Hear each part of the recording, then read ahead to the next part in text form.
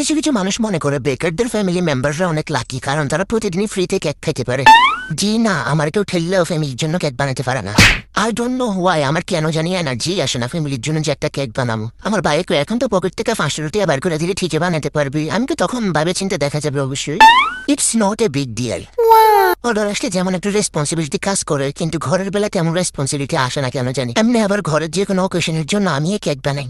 আপনারা আবার মনে করেন বেকাররা তো সবসময় কেক বানায়, ওরা সবসময় কেক খাইতে পারে, কিন্তু না। কেক বানাইতে বানাইতে আমার এমন রুচি উঠছে যে কেক খাইতে আমার ইচ্ছে করে না। আমি কেক খাই না টোটালি ধরতে গেলে। কিন্তু আমার এখনো মনে আছে যখন আমি বেকিং করতাম না, তখন আমি কেক কিনে কিনে খাইতাম বড় বড় দোকানগুলো থেকে। আর এখন আমি নিজে কেক বানাই, কিন্তু খাইতে ইচ্ছে করে না।